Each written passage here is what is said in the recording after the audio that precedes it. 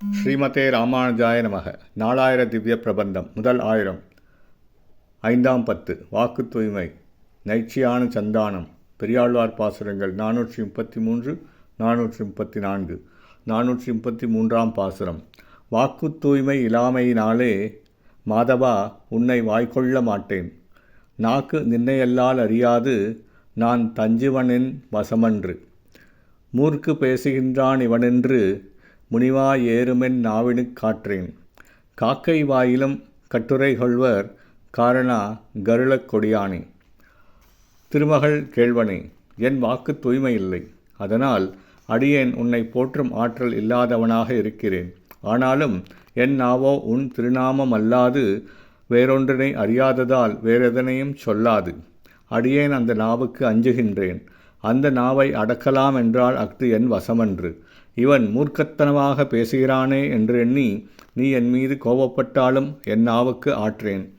எல்லாவற்றுக்கும் காரணனாக விளங்கும் எம்பெருமானே, கருட கொடியை உடையவனே, உலக மக்கள் காக்கை வாயினின்றும் நல்ல சொற்களையே அறிவுடைய பெருமக்கள் ஏற்பர்.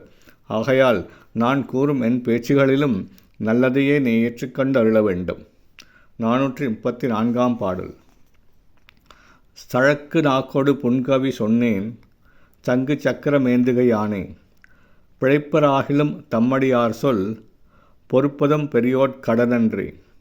விழிக்குங் கண்ணிலென் நின் கண்மற்றல்லால் வேறொருவரோடென்மனம் பற்றாது.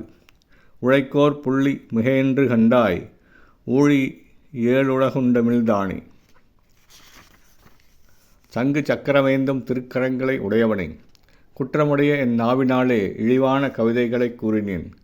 என் போன்ற அடியவர்கள் தவறு செய்தால் அதை பொறுத்து அருள் செய்வது பெரியோராகிய உனக்குரிய உயர்ந்த கடமை அன்றோ? உம்மை தவிர வேறெவரும் இல்லை. அடியேன் மனமும் வேறு எவரையும் பற்றாது. புள்ளிமானுக்கு ஒரு புள்ளி அதிகமானால் அஃது பாரமாக இராததைப் போல அடியேன் செய்யும் தவறுகளை 7 உலகங்களையும் உண்டு உமிழ்ந்த நீரே அடியேனை பொறுத்தருள வேண்டும். ஸ்ரீமதே ராமானுஜாய நமக.